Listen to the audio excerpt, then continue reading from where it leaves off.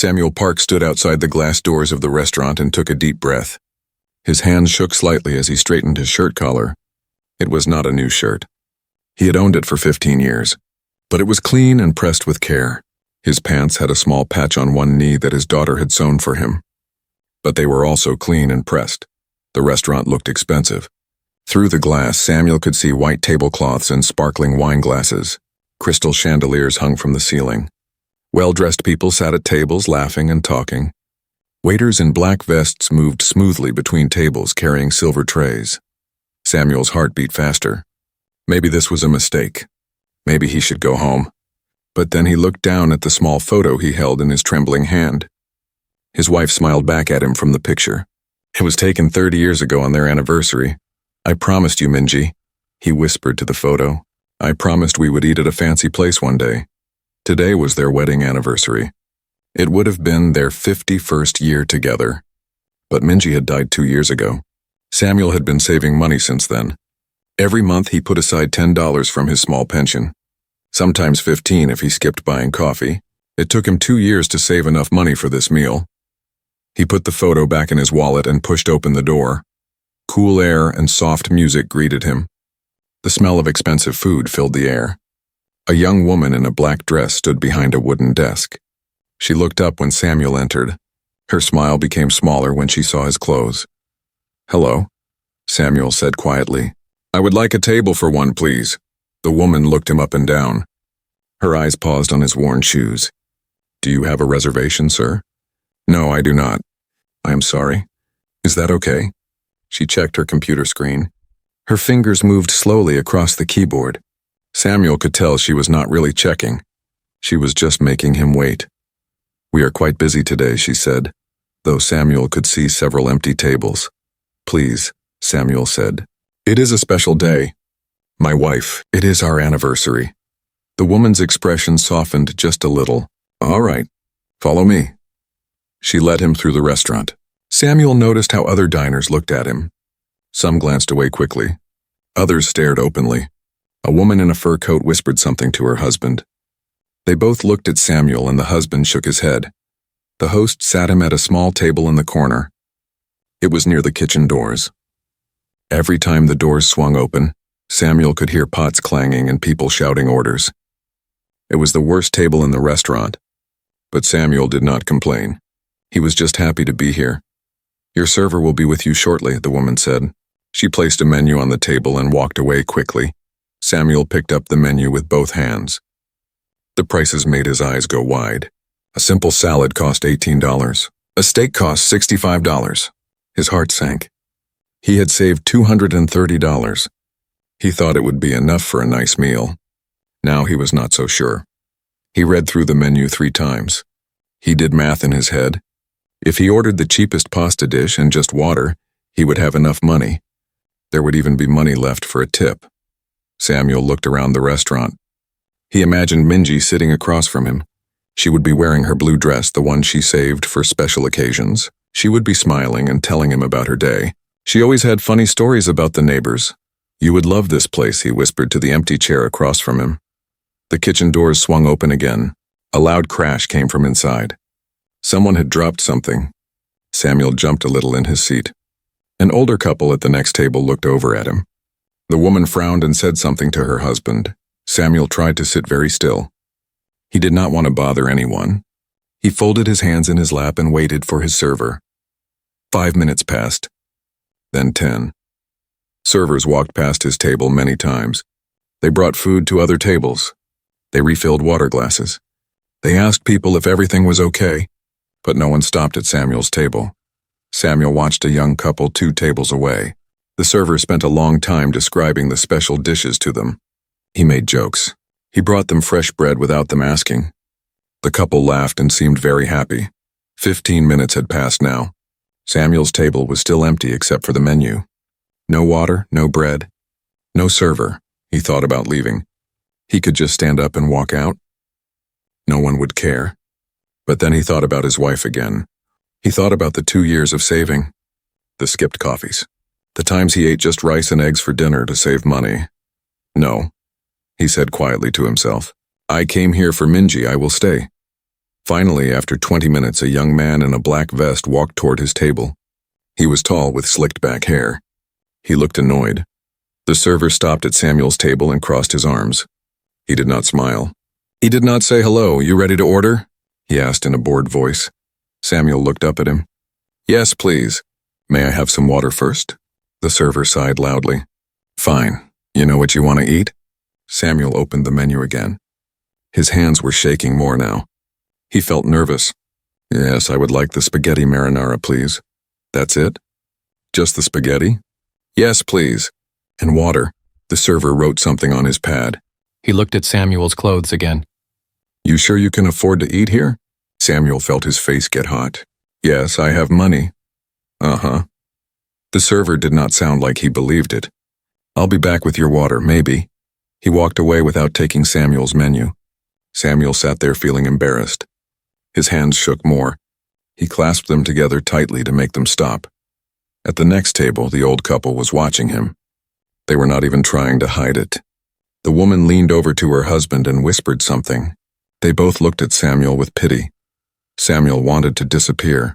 He wanted to sink into his chair and become invisible. But he stayed. He thought about Minji, about her smile, about how she always believed in him even when times were hard. I am doing this for you, he whispered. For us. The kitchen doors swung open again. The noise seemed louder now. Samuel could hear everything. People shouting. Dishes clattering. Someone laughing. He looked at his watch. It had been 30 minutes since he sat down. He still had no water. But Samuel Park did not leave. He sat in that corner table near the noisy kitchen doors. He sat in his 15-year-old shirt and patched pants. He sat there with his memories of his wife and his 2 years of savings. He sat there and waited. He did not know that his life was about to change. He did not know that in just a few minutes, someone would walk into this restaurant and see him. Really see him. And that person would not look away. Derek Mitchell had worked at the restaurant for 3 years. He was 28 years old and very proud of his job. This was not just any restaurant. This was where movie stars ate. Where business people made million-dollar deals. Where everything cost too much and everyone had too much money. Derek liked it that way. He liked serving rich people. They tipped well. They wore expensive watches and designer clothes. They made him feel important when he knew the right wine to recommend or remembered their favorite table. He did not like serving people who did not belong. And right now, standing at the bar, Derek was complaining about the old man in the corner. You should see him, Derek said to Maria, another server. He's wearing clothes from like the Stone Age. His hands shake so much I thought he was going to drop the menu. Maria frowned. Maybe you should just be nice to him. Why? He ordered the cheapest thing on the menu. You know what his tip is going to be? Nothing. Maybe $2 if I'm lucky. Derek shook his head. People like that shouldn't even come in here. There's a McDonald's down the street. Derek, that's mean. It's not mean. It's realistic. Look around. This is a nice place. He doesn't fit in. Derek picked up a water glass. I guess I should take him this. Before he complains to the manager or something. He filled the glass only halfway. Then he walked slowly toward Samuel's table. He took his time. He stopped to chat with other customers on the way. He told a joke to table 7. He asked table 12 if they needed anything else. Finally, after making Samuel wait another 5 minutes, Derek arrived at the corner table. He did not say excuse me. He did not say sorry for the wait. He just set the water glass down hard on the table.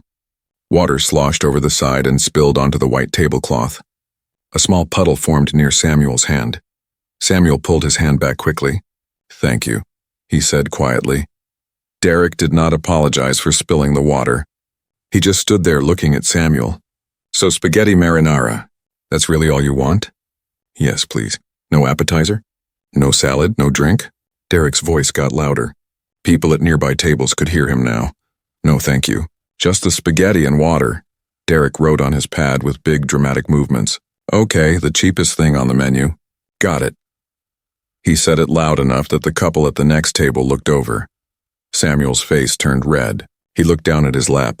You do know how much things cost here, right? Derek continued. He was smiling now, but it was not a kind smile. This isn't a soup kitchen. I have money, Samuel said softly. I can pay. Sure. Derek tapped his pen on the pad. You just look a little lost, like maybe you walked into the wrong place. There's much cheaper restaurants around here, places that might be more your speed. Samuel did not answer. He just kept looking at his lap. His hands were shaking more now. No response? Okay then. Derek turned to walk away, then stopped. He looked back at Samuel. Try not to make a mess, okay? We do have standards here. He walked back toward the kitchen, passing Maria on the way. You're terrible, Maria whispered to him. What? I was just being honest. Derek pushed through the kitchen doors. At the corner table, Samuel sat very still. The spilled water was soaking into the tablecloth near his hand. He wanted to ask for a napkin to clean it up, but he was too embarrassed to call anyone over. He could feel people staring at him. The couple at the next table was definitely watching him. A woman in a red dress 3 tables away kept glancing over. Even some of the other servers looked at him with curious eyes as they passed by. Samuel had never felt so small in his life. Not even during the war, when he was just a young soldier far from home. Not even when he worked at the factory and the boss yelled at him in front of everyone. This felt worse somehow. This felt like he was being told he was not good enough to exist in this space. He thought about his wife again. Minji would tell him to be strong. She would tell him that people like Derek did not matter. She would hold his hand and tell him he was the best man she knew. But Minji was not here, and Samuel's hands were shaking, and there was water spilled on his table that no one was going to clean up. In the kitchen, Derek was laughing with another server named Josh. You should have seen his face, Derek said. When I asked if he knew how much things cost, priceless. That's harsh, man, Josh said, but he was smiling a little too. It's funny. Come on. Guy walks in here looking like he shops at Goodwill, orders the cheapest thing, probably scraped together his last few dollars to pretend he belongs here. What if he hears you? So what? What's he going to do? Complain to who? The manager loves me. I bring in the best tips in this place. Derek grabbed Samuel's order ticket. I should probably actually make his food now. Maybe I'll take my time though. Let him sit there and think about his life choices. Derek did take his time. He waited 15 minutes before putting Samuel's order in. The kitchen was not even busy. He just wanted to make Samuel wait. Meanwhile, in the dining room, Samuel continued to sit alone. He watched other people get their food. He watched servers bring fresh bread and olive oil to tables. He watched them pour wine and make recommendations and smile. No one smiled at Samuel. His stomach growled. He had not eaten lunch because he wanted to save his appetite for this special dinner. Now he was very hungry. He sipped his half-empty water glass slowly, trying to make it last. More time passed. Other people who came in after Samuel got their food before him. A family with 2 children sat down, ordered, and were already eating their appetizers. Samuel was still waiting. He checked his watch. 45 minutes since he ordered. Was that normal? He did not know. He had never eaten at a fancy restaurant before. Maybe this is how long it takes, he thought. Maybe fancy food takes longer to make. But deep down, he knew the truth. He was being punished for being poor, for being old, for not belonging. Finally, after 50 minutes, Derek emerged from the kitchen. He carried a plate with Samuel's spaghetti. He walked slowly across the restaurant. He stopped at 2 other tables first to chat. Then he checked his phone. Then finally, he approached Samuel's table. He set the plate down with a loud clunk. Some of the sauce splashed onto the already stained tablecloth. There you go, Derek said. 1 spaghetti marinara, the cheapest thing we make. He said it loud enough that people at 3 nearby tables could hear. They all looked over. Samuel's face burned with embarrassment. Thank you, he managed to say. Anything else? Or is this all you can afford? Samuel shook his head. He could not speak anymore. His throat felt tight. Great. Flag me down if you need anything, though I'm guessing you won't. Derek walked away, not bothering to refill Samuel's water glass even though it was nearly empty. Samuel looked down at his plate. The spaghetti actually looked good. The red sauce had fresh basil on top. Steam rose from the pasta. Under different circumstances, he would have been excited to eat it, but now he just felt sick. He picked up his fork with a shaking hand. He took a small bite. It tasted fine. Good even, but he could barely swallow it. The embarrassment sat in his stomach like a rock. Around him, the restaurant buzzed with conversation and laughter. People were having a good time. They were celebrating and talking and enjoying expensive meals. Samuel sat in his corner eating his spaghetti alone, trying not to cry. He did not know that someone was about to walk through the front door. Someone who would see what was happening. Someone who would not look away. Someone who would change everything. The front door opened and 3 men walked into the restaurant.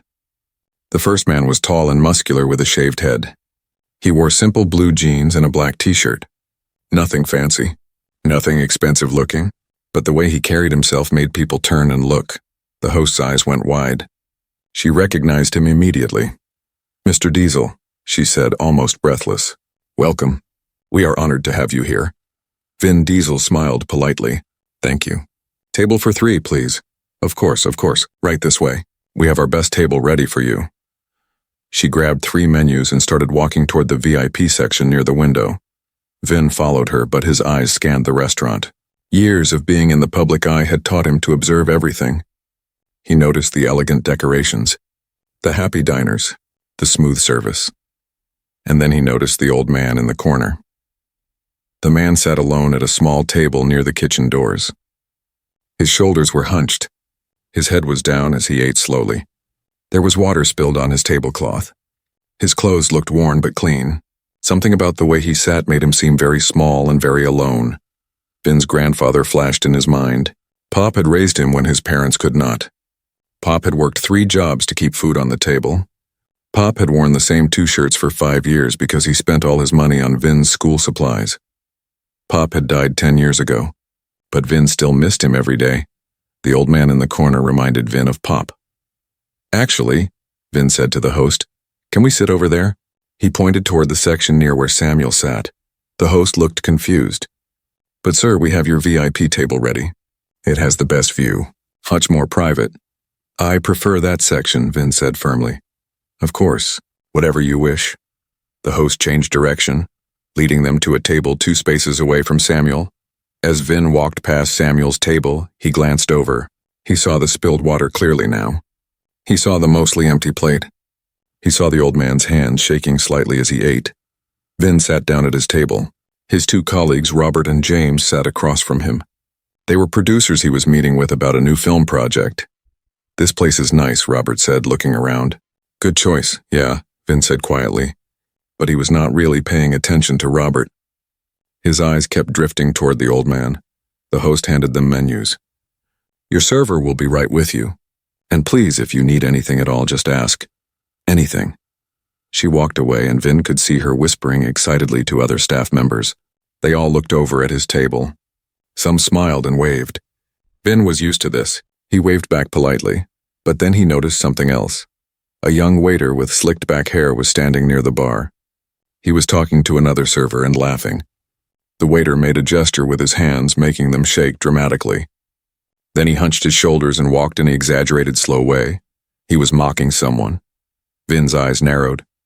The waiter was facing away from the old man's table, but it was clear who he was imitating. The shaking hands, the hunched posture. He was making fun of the old man. The other server laughed. The waiter did the impression again, this time adding a fake, confused expression. Vin felt anger rising in his chest. He took a deep breath and tried to focus on the menu. Maybe he was wrong. Maybe the waiter was just joking about something else. But then the waiter turned and walked toward the old man's table. Vin watched carefully. The waiter arrived at the old man's table. He did not smile. He looked at the nearly empty plate and rolled his eyes in an exaggerated way. "All done?" the waiter said loudly. Too loudly. That didn't take long. "Guess you were hungry." The old man nodded quietly. "Yes, it was very good." "Thank you, I bet it was. For the price it better be, right?" The waiter picked up the plate. "You want dessert?" "Oh wait, probably not. Those are even more expensive." Vin stopped looking at his menu. He was staring now. The old man said quietly, "No dessert. Just the check, please." "Yeah, I figured." The waiter made a show of pulling out his pad and writing slowly. "Let me get that for you. Though I gotta say, usually people who eat here actually order more than one dish. But hey, to each their own, right?" Several people at nearby tables were watching now. Some looked uncomfortable. Others seemed amused.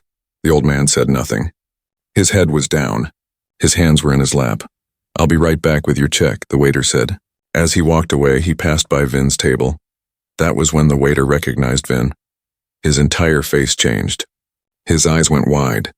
His mouth opened slightly. He stopped walking and just stared. "Oh my God," the waiter said. You're Vin Diesel." Vin looked up at him calmly. "Hello? I can't believe it. I'm such a huge fan. Huge. Fast and Furious is my favorite movie franchise ever. I've seen every single one like 5 times. The waiter was talking fast now, excited. "This is so cool. Can I get a selfie with you later? My friends are never going to believe this." "Maybe later," Vin said evenly. He glanced toward the old man's table, then back at the waiter. "What's your name?" Derek Mitchell." The waiter stuck out his hand. Vin shook it briefly. "Derek, can I ask you something?" "Anything, man. Anything at all. That gentleman over there." Vin nodded toward Samuel's table, the older man in the corner. "Is he a regular customer here?"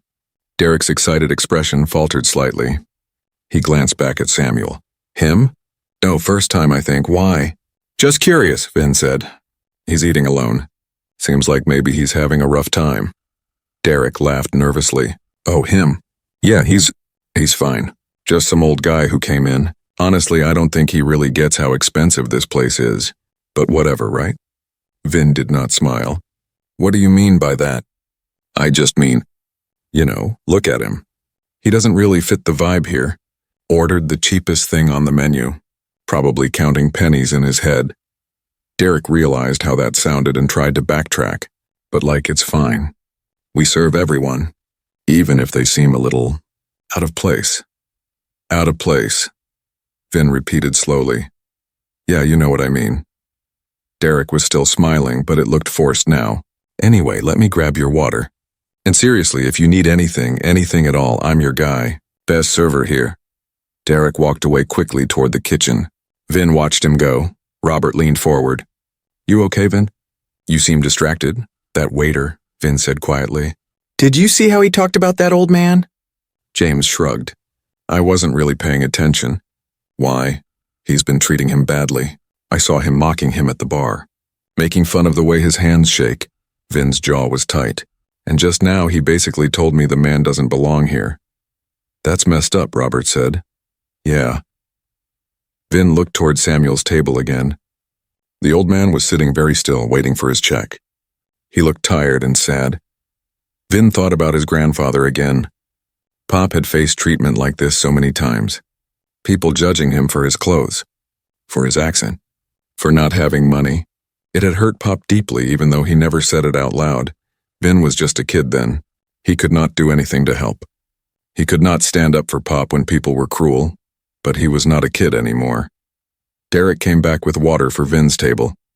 He set the glasses down carefully, making sure not to spill a drop. His service was perfect now, attentive, professional. "Here you go, gentlemen," Derek said with a big smile. "Have you had a chance to look at the menu? Can I recommend our special today? It's a pan-seared salmon with—" "Derek," Vin interrupted. "I need you to do something for me. Anything, Mr. Diesel. The gentleman in the corner. When you bring him his check, I want you to bring it to me instead." Derek blinked. "I'm sorry, what?" "His check. Bring it to my table." "Oh, you want to pay for him?" Derek smiled. "That's really nice of you, man. Really generous. He definitely needs it." Vin's expression did not change. "And I need you to do one more thing." "Sure, what's that?" "Get your manager. I need to speak with her." Derek's smile faded. "The manager? Is something wrong?" "Just get her, please." "Okay." "Yeah. Okay." Derek walked away looking confused and nervous now. Robert and James exchanged glances. "What are you doing?" Robert asked quietly. Vin kept his eyes on the old man in the corner. "The right thing." Derek stood in the hallway near the kitchen, his heart beating fast. His hands felt sweaty. Something was wrong. He could feel it. Why did Vin Diesel want to talk to the manager? Did he do something wrong? No, that was impossible. He always gave celebrities perfect service. He was charming. He was professional. Everyone loved him.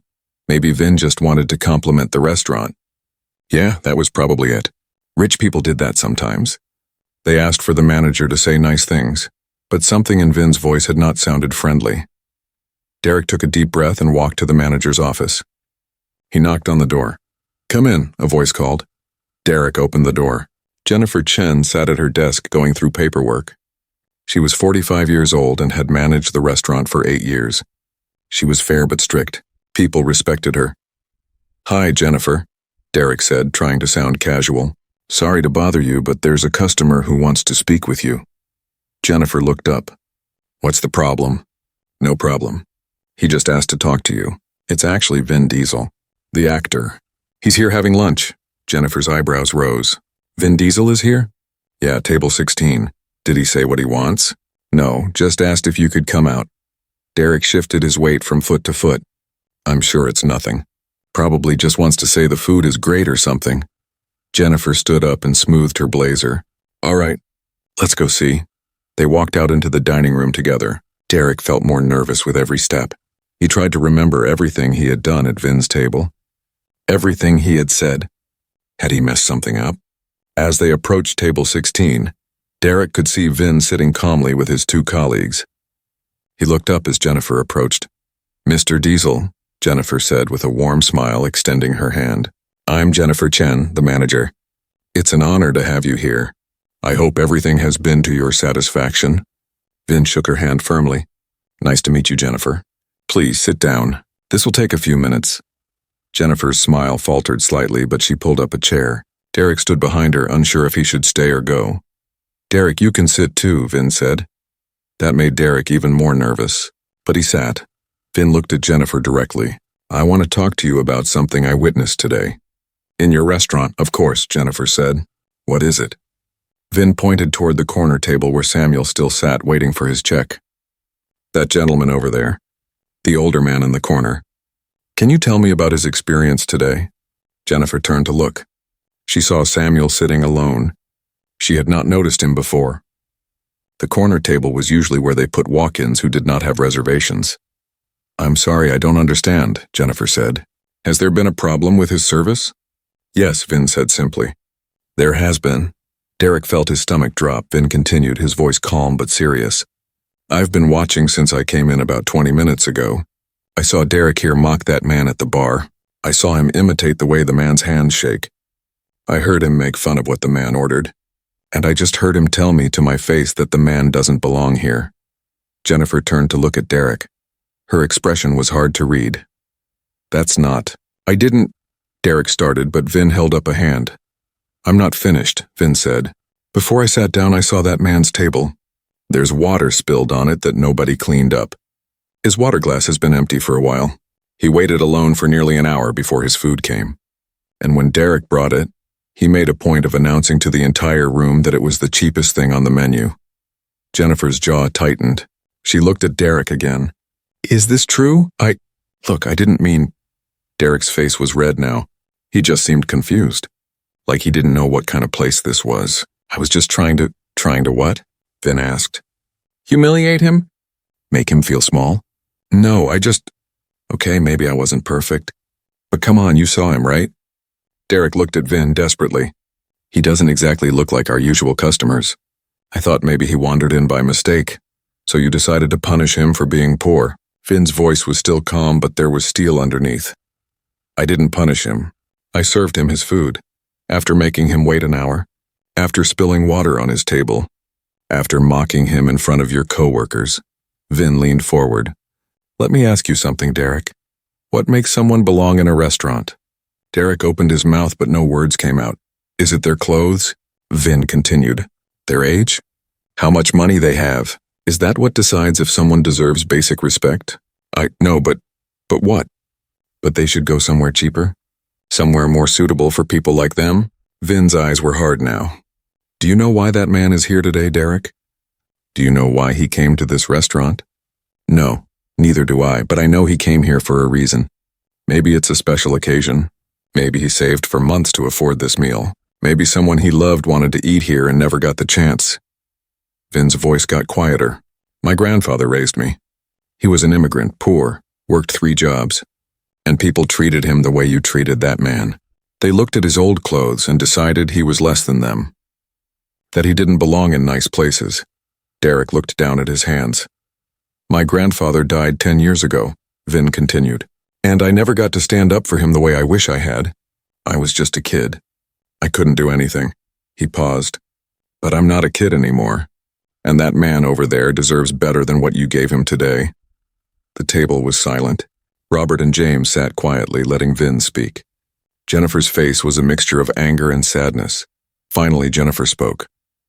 Derek, is everything Mr. Diesel said true? Derek wanted to lie. He wanted to say it was all a misunderstanding. But too many people had seen what happened, and Vin Diesel was sitting right there, staring at him with those intense eyes. Yeah, most of it. I guess I was kind of rude. Derek tried to sound apologetic. But I was just having a bad day, and he seemed so out of place, and I didn't think.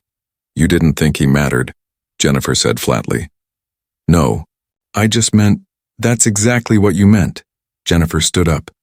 Wait in my office, Derek, now. But Jennifer, now, Derek stood up slowly. He looked at Vin, hoping for some sympathy, but Vin's expression was stone. Derek walked toward the office, his face burning with shame. Other servers watched him go. They had seen everything. By tomorrow, everyone would know what happened. Jennifer turned back to Vin. Mr. Diesel, I cannot apologize enough. This is completely unacceptable. That poor man. She looked toward Samuel's table. He's been sitting there this whole time and I didn't even notice. He's very good at being invisible, Vin said softly. People like Derek made sure of that. This is not what our restaurant stands for. I promise you. Jennifer's voice shook slightly. My parents were immigrants. They came here with nothing, and they faced treatment like this all the time. People looking down on them, making them feel small. She shook her head. I opened this restaurant to be better than that. And today we failed. Vin nodded. So what are you going to do about it? First, I'm going to go apologize to that gentleman personally. Then I'm going to comp his entire meal. And then, she paused, then I'm going to have a serious conversation with Derek about whether he still has a job here. Good, Vin said. Jennifer stood up. She took a deep breath, trying to compose herself. Then she walked toward Samuel's table. Samuel was still sitting quietly, waiting. He had been waiting for his check for 15 minutes now. He was starting to worry that Derek had forgotten about him completely. Then he saw a woman in a business suit walking toward him. She looked serious. Samuel's heart sank. Was he in trouble? Had he done something wrong? Jennifer reached his table and did something Samuel did not expect. She knelt down beside his chair. Sir, she said gently, my name is Jennifer Chen. I'm the manager of this restaurant, and I need to apologize to you. Samuel looked at her confused. Apologize? Why? Because you were treated terribly today, and that is completely my fault. I don't understand. Jennifer's eyes were bright with tears. Your server was rude to you. He made you feel unwelcome. He humiliated you in front of other customers. And I didn't notice. I should have been paying attention. I should have protected you. And I didn't. I am so sorry. Samuel stared at her. He did not know what to say. Nobody had ever apologized to him like this before. Especially not someone important like a manager. It's okay, he said quietly. I'm okay. It's not okay, Jennifer said firmly. You came here today for a reason. This was important to you, and we ruined it. That is not okay. Samuel's eyes filled with tears. Today is my anniversary. My wife. She passed away 2 years ago. But I promised her we would eat at a fancy restaurant someday, so I saved my money. For 2 years, I saved. And I came here today to keep my promise. Jennifer put her hand over her mouth. A tear rolled down her cheek. Your meal is free, she said. Everything. And I want you to order whatever you want. Appetizers, dessert, the most expensive thing on the menu. Whatever you want, it's on us. You don't have to do that. Yes, I do. Jennifer wiped her eyes. And there's someone else who wants to meet you. She gestured toward Vin's table. Vin stood up and walked over.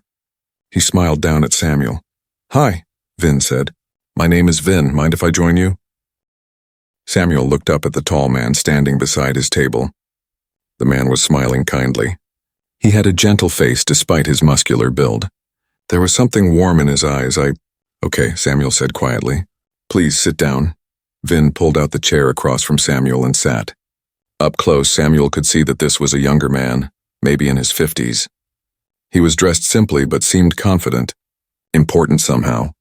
I hope I'm not bothering you, Vin said. I just wanted to introduce myself. And to apologize. You apologize why? You did nothing wrong. I sat here for 20 minutes watching someone treat you badly. I should have said something sooner. Vin extended his hand. I'm Vin. Samuel shook his hand. The man's grip was strong but careful. I am Samuel. Samuel Park. It's very nice to meet you, Samuel. Samuel studied Vin's face. There was something familiar about him, but Samuel could not place it. Have we met before? Vin smiled. No, we haven't, but you might have seen me in movies. I'm an actor. Oh. Samuel felt embarrassed. I am sorry. I do not watch many movies. My eyes are not so good anymore. That's perfectly fine. Vin leaned forward. Jennifer told me why you're here today. Your anniversary. And your wife. I'm very sorry for your loss. Samuel's eyes filled with tears again. 2 people had apologized to him in 5 minutes. He was not used to this kind of attention.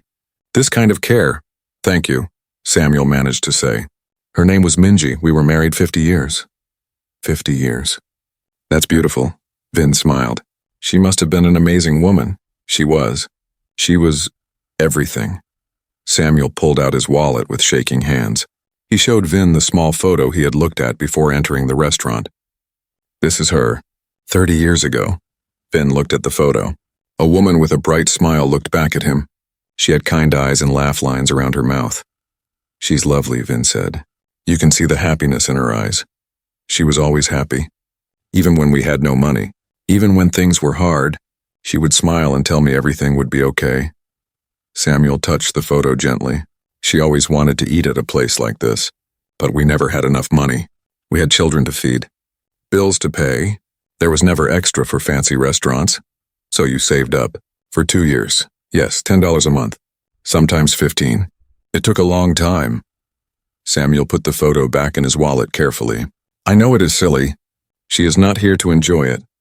But I promised her, and I wanted to keep my promise. It's not silly at all, Vin said firmly. It's one of the most beautiful things I've ever heard. Samuel wiped his eyes. The waiter Derek, he was right though. I do not belong here. I should have gone somewhere cheaper. No. Vin's voice was strong. Don't say that. Derek was completely wrong. You belong anywhere you want to be.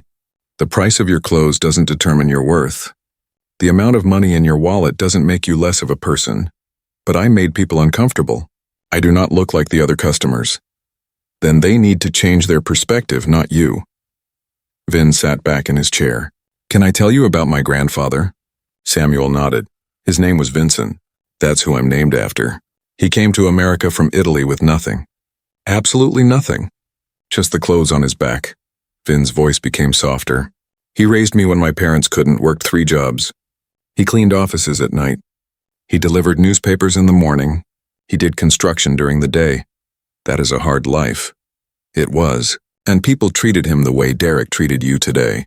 They looked at his stained work clothes and decided he didn't matter. That he was less than them. Vin's jaw tightened. I remember once we went to a nice store to buy me shoes for school. The salesperson followed us around like we were going to steal something. She kept asking if we knew how much things cost. Pop was so humiliated. We left without buying anything. I am sorry, Samuel said. I was just a kid. I couldn't do anything to help him. I couldn't stand up for him. Vin looked directly at Samuel. But when I saw Derek treating you that way today, I saw Pop. And this time I could do something. I could stand up. I could say something. Samuel felt more tears coming. Thank you. You did not have to do that. Yes, I did. Because that's what we do for each other. We stand up. We speak up. We don't let people treat others like they're invisible. Jennifer approached the table again. She had a server with her, a young woman named Maria who had been kind when Derek was being cruel. Samuel, Jennifer said gently, this is Maria. She's going to be your server now. And I want you to order anything you want, please.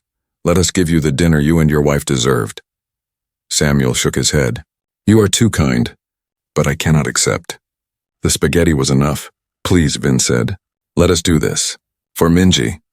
Hearing his wife's name from this kind stranger broke something open in Samuel's chest. He started to cry, really cry. Not quiet tears, but deep sobs. I miss her so much, Samuel said through his tears. Every day I miss her. And today, coming here, I thought it would make me feel close to her, but instead I just felt so alone, so out of place, like I did not deserve to remember her somewhere nice. Vin reached across the table and put his hand on Samuel's shoulder. You deserve everything good. You deserve respect. You deserve joy, and you deserve to remember your wife in any way you choose. Samuel cried for another minute while Vin sat with him patiently. Other diners were watching now, but with compassion instead of judgment. Some people had tears in their own eyes. Finally, Samuel composed himself. He took a deep breath and wiped his face with his napkin. Okay, he said quietly. Okay, I will order something. For Minji, Jennifer smiled. Anything you want. Samuel looked at the menu. His hand still shook, but now it was from emotion rather than fear. The steak, he said. Minji always talked about having a good steak. She saw it on television cooking shows. She said someday we would share a steak dinner. The ribeye? Maria asked kindly. That's our best steak. Yes, the ribeye, and Samuel looked at Vin.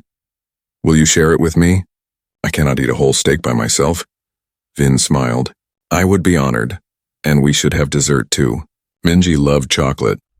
The chocolate cake here is amazing, Maria said. I'll bring you both a slice. Perfect. Jennifer nodded to Maria, who wrote down the order and headed to the kitchen.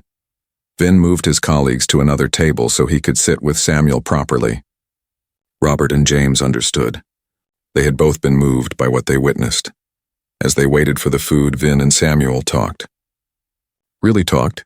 Samuel told stories about his life, about growing up in Korea, about coming to America as a young man, about meeting Minji at a church gathering, about their wedding with only 8 guests, about raising 3 children on very little money, about the joy and the struggle and the beauty of their 50 years together.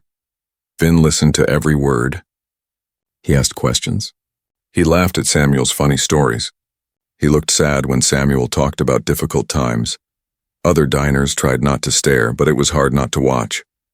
Here was a famous actor, someone rich and successful, sitting with an elderly man in worn clothes, treating him like he mattered, like he was important.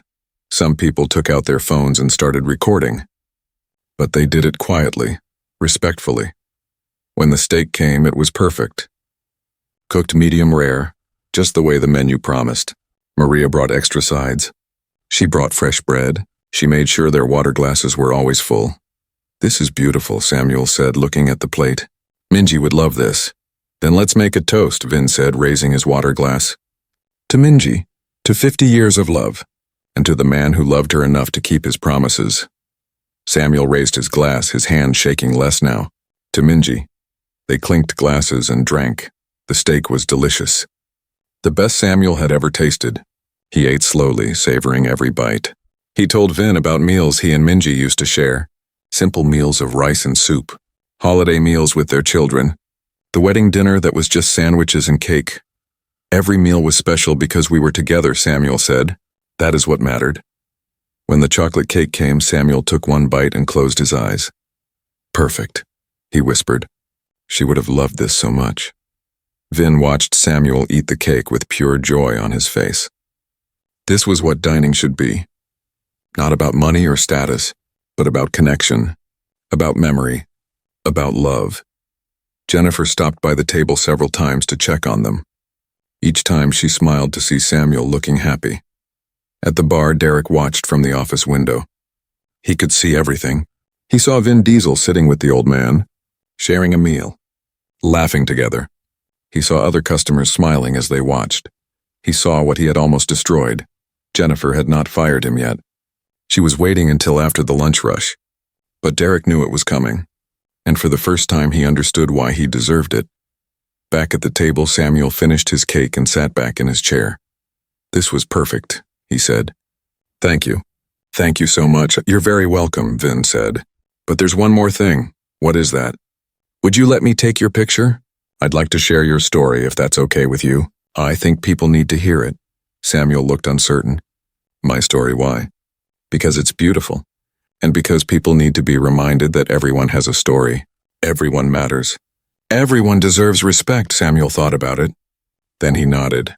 Okay, for Minji, so people remember her too. Vin took out his phone. But instead of just a quick selfie, he asked Maria to take their photo. They sat together at the table, the empty cake plates in front of them, both smiling. It was a simple photo, but it would change everything. That evening, Vin Diesel sat in his home office and looked at the photo of himself and Samuel. They were both smiling. Samuel's eyes had tears in them, but they were happy tears. You could see the joy on his face. Vin thought carefully about what to write. He wanted to tell Samuel's story, but he wanted to do it right. He wanted people to understand. Finally, he began typing on his phone. Today I met a man named Samuel Park. He came to a restaurant to keep a promise to his late wife. He saved money for 2 years so he could take her to a nice place even though she's no longer with us. He was treated with cruelty and disrespect by someone who judged him for his old clothes and shaking hands. But Samuel sat there with dignity and grace, just wanting to honor the woman he loved for 50 years. We shared a meal together. We shared stories, and I was reminded that every single person we meet has a story. Every person matters. Every person deserves respect. Don't judge someone by their appearance. Don't assume you know their worth. Samuel taught me that today, and I'm grateful I got to meet him. Vin attached the photo and posted it. Then he put down his phone and went to bed. When he woke up the next morning, his phone was exploding with notifications. The post had gone viral. Completely viral. In 12 hours, it had been shared 8 million times. The comments were in the hundreds of thousands. People were crying. People were sharing their own stories. People were tagging their friends and family. This made me sob. My grandfather was treated like this his whole life. Thank you for standing up for Samuel. We need more people like you in this world. I'm calling my grandma right now to tell her I love her. News websites picked up the story. Entertainment Tonight, People Magazine, CNN. They all wanted to interview Vin and Samuel. At his small apartment, Samuel's phone rang. It was his daughter, Christina. Dad, are you okay? She sounded excited and worried at the same time. I am fine, Christina. Why? You're all over the internet. You and Vin Diesel. Everyone is talking about you. Vin who? The actor you had dinner with yesterday. Dad, his post about you has been seen by millions of people. Millions! Samuel did not really understand social media, but he understood that somehow his story had reached many people. Over the next few days, more happened. The restaurant received thousands of calls. Some were angry about how Samuel had been treated, but most were positive. People wanted to thank Jennifer for how she handled the situation. They wanted to make reservations. They wanted to support a restaurant that made things right. Jennifer did interview Derek in her office the day after the incident. She asked him direct questions. Why did he treat Samuel that way? Did he understand what he had done wrong? Derek had given many excuses at first. He was stressed. He was having a bad day. He didn't mean to be so rude. But then Jennifer showed him Vin's post. She showed him the millions of comments. She made him read them out loud. My grandfather killed himself after years of people treating him like garbage. This broke my heart. Why are we so cruel to the elderly? I was a waiter once and I'm ashamed to say I did the same thing. I judged people by their appearance. I thought only rich customers mattered. Derek read comment after comment, and slowly something changed in his face. The defensiveness fell away. He started to cry. I didn't think about him as a real person. Derek finally said, I just saw someone who wouldn't tip well. Someone who didn't fit. I didn't see him at all. Jennifer let him sit with that truth. I'm sorry, Derek said. I know that doesn't fix anything, but I'm sorry. Jennifer was quiet for a long moment. Then she said, I'm not firing you. Derek looked up shocked. You're not? No, but you're being demoted. You're going back to Busser for 6 months. Minimum wage. And you're going to attend sensitivity training. Real training. Not just videos. And you're going to volunteer at a senior center for 4 hours every week. I'll do it. All of it. I know you will. Because if you don't, then you're fired. Jennifer leaned forward. People deserve second chances. But only if they actually change. So change. Derek nodded, crying. I will. I promise. Meanwhile, Samuel's life was changing in ways he never expected. People started sending him letters. Hundreds of letters. They came to his apartment every day. People shared their own stories of loss and love. They thanked him for reminding them to honor their loved ones. They sent cards and flowers. A veterans organization saw the story and reached out. They helped Samuel apply for benefits he didn't know he qualified for. benefits that would increase his monthly income significantly. A local church invited him to speak about his experience. Samuel was nervous, but he went. He talked about Minji, about love, about dignity, about how one act of kindness can change everything. People cried. They hugged him afterward. They told him he was an inspiration. "I am not special," Samuel kept saying. "I am just a man who loved his wife." But people disagreed. He was special because he represented something important: dignity in the face of cruelty, love that lasts beyond death, the quiet strength of ordinary people. 3 weeks after the incident, something else happened. Jennifer called Samuel and asked him to come back to the restaurant. She said she had a surprise for him. Samuel took the bus there, nervous. When he walked in, the whole restaurant stood up and applauded. Samuel stopped, confused. What was happening? Jennifer walked over to him, smiling. "Samuel, we want to honor you, and we want to honor Minji." She led him to a plaque on the wall. It was bronze and beautiful. It read, "In memory of Minji Park, and in honor of Samuel Park. This table is reserved for those who need to be reminded that everyone belongs here. Everyone matters. Everyone deserves respect." Below the words was a photo of Samuel and Minji from their wedding day. Samuel had given it to Jennifer when she asked. Samuel could not speak. He just stared at the plaque, tears streaming down his face. "Table 4 is now the Minji table," Jennifer explained. "Every month we give free meals to elderly people who might not be able to afford to eat here. People who want to celebrate something special. People like you and Minji." Samuel touched the plaque gently. "She would love this." "I know she would." From across the restaurant, a familiar voice called out, "Samuel." Samuel turned. Vin Diesel was walking toward him with a huge smile. "Vin!" Samuel's face lit up. They had talked on the phone a few times, but Samuel hadn't seen him in person since that first day. They hugged. Vin had to bend down because Samuel was so much shorter. "I have something for you," Vin said. "Close your eyes." Samuel closed his eyes, smiling. He heard rustling and movement. Then Vin said, "Okay, open them." Samuel opened his eyes and gasped. Vin was holding a jacket. But not just any jacket. It was a leather jacket like the ones Vin wore in his movies.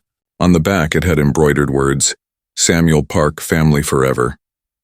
"Family is everything to me," Vin said. "And your family now." Samuel put on the jacket. It fit perfectly. He looked at himself in the reflection of the window and smiled wider than he had smiled in 2 years. "I look cool," he said, and everyone laughed. That night they had dinner together again. This time Vin brought his own children. He introduced them to Samuel. "This is Mr. Park," Vin told his kids. "He's someone very important. He's going to tell you about your great-grandfather that you never got to meet." Samuel told the children stories. About the war. About coming to America. About working hard and staying kind even when the world was not kind back. The children listened, fascinated. At the end of the meal, Vin's youngest daughter asked Samuel, "Will you be my grandpa too?" "I don't have one." Samuel's eyes filled with tears again. "Yes," he said. "Yes, I will." Over the following months, Samuel became part of Vin's extended family. He came to movie premieres. He met celebrities. But his favorite times were the quiet dinners at Vin's house, playing with the kids and sharing stories. Samuel also continued visiting the senior center where Derek volunteered. They had talked several times. It was awkward at first. But slowly, Derek learned. He listened to the elderly people there. He heard their stories. He started to see them as real people with real lives. One day, 6 months after the incident, Derek approached Samuel at the center. "Mr. Park," Derek said nervously, "I know I've apologized before, but I need to say it again. I'm so sorry. For everything. You didn't deserve that." Samuel looked at him for a long moment. Then he said, "You made a mistake. A bad mistake. But you are learning. You are changing. That is what matters. I am changing. This place, these people, they've taught me so much." Derek gestured around the center. "I was so focused on money and status that I forgot about humanity. About just being decent." "We all forget sometimes," Samuel said gently. "The important thing is to remember again." Derek nodded. "Will you ever forgive me?" Samuel smiled. "I already have." They shook hands. And in that moment, something healed. A year after the viral post, the restaurant held a special event. It was the first annual Minji Park Memorial Dinner. They invited 50 elderly people from the community. They served them the best food on the menu, completely free. Samuel sat at the head table wearing his leather jacket. Vin sat beside him. Jennifer gave a speech about dignity and respect. This restaurant failed Samuel Park when he first walked through our doors, Jennifer said. We judged him. We treated him as less than. But Samuel taught us something important. He taught us that everyone who walks through these doors deserves our best. Not because of what they wear or what they can pay, but because they're human. Because they matter. The room erupted in applause. Samuel stood up, shaky but strong. He looked around at all the faces. Young and old, rich and poor, all different kinds of people. My wife Minji was a simple woman, Samuel said. She did not want fancy things. She just wanted to be treated with kindness. With respect. That is all any of us want, he paused. When I came here a year ago, I felt invisible. But one person saw me. Vin saw me. And he reminded me that I matter, that we all matter. Samuel looked at Vin, who was wiping tears from his eyes. Thank you, my friend, Samuel said. You gave me back my dignity. You gave Minji the celebration she deserved. And you gave me a family when I felt alone. Everyone was crying now. Happy tears. Grateful tears. Samuel raised his glass. To kindness. To respect. To seeing each other. Really seeing each other. And to Minji, who taught me that love never dies. It just changes form. To Minji. Everyone shouted, they drank, they ate.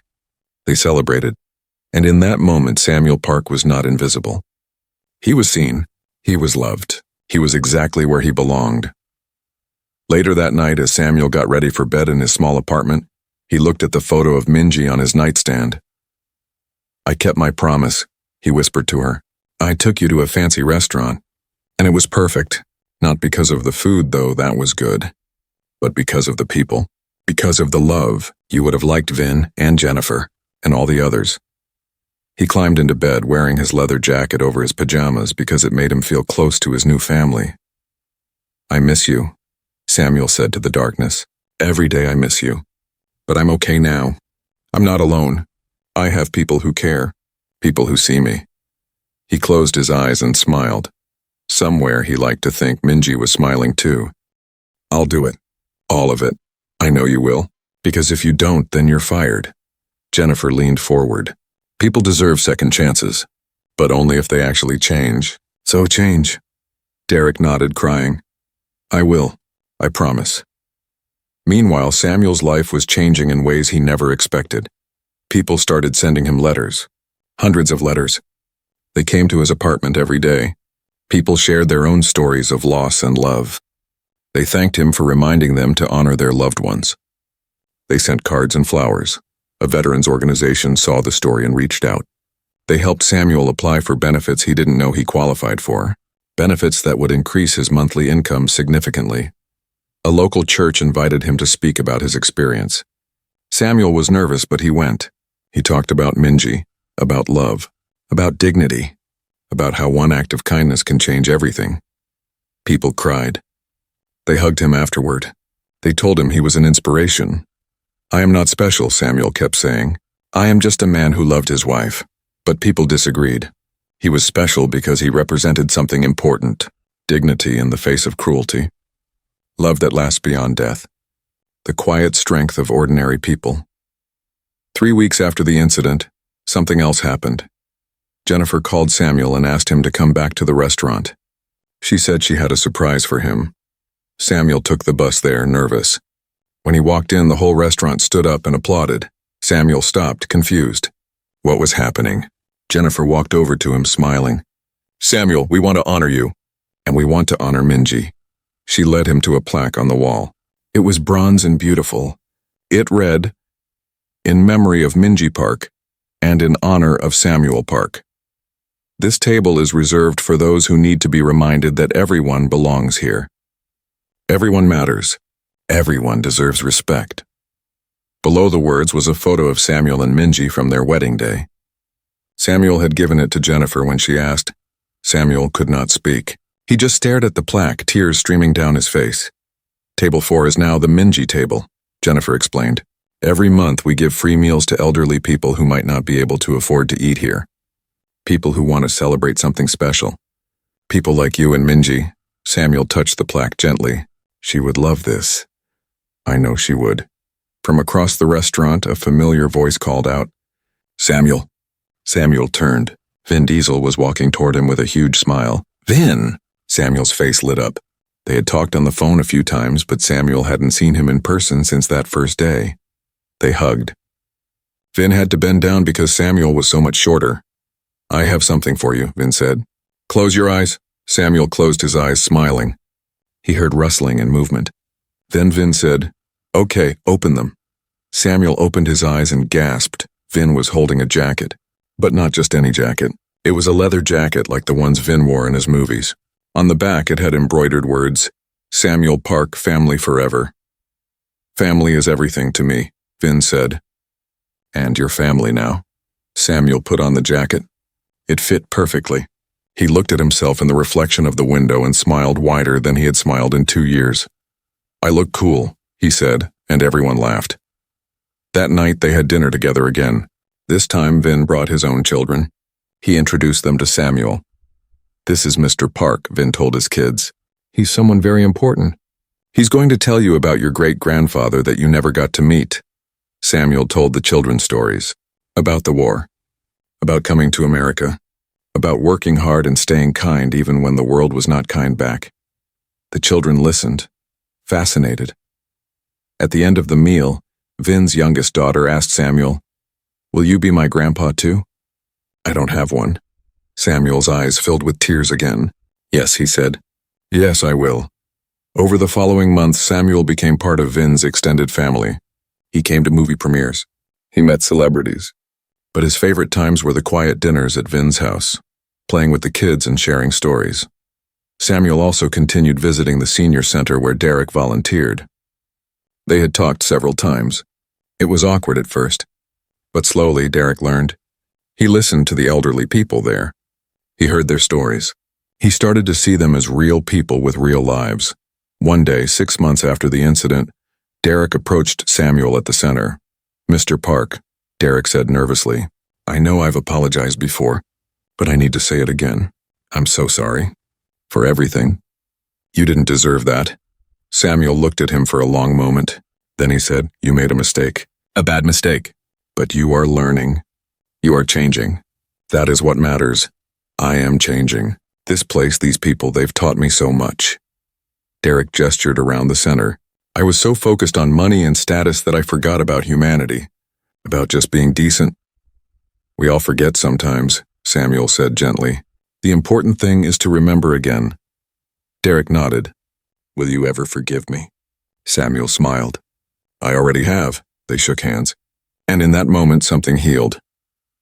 A year after the viral post, the restaurant held a special event. It was the first annual Minji Park Memorial Dinner. They invited 50 elderly people from the community. They served them the best food on the menu, completely free. Samuel sat at the head table wearing his leather jacket. Vin sat beside him. Jennifer gave a speech about dignity and respect. This restaurant failed Samuel Park when he first walked through our doors, Jennifer said. We judged him. We treated him as less than. But Samuel taught us something important. He taught us that everyone who walks through these doors deserves our best.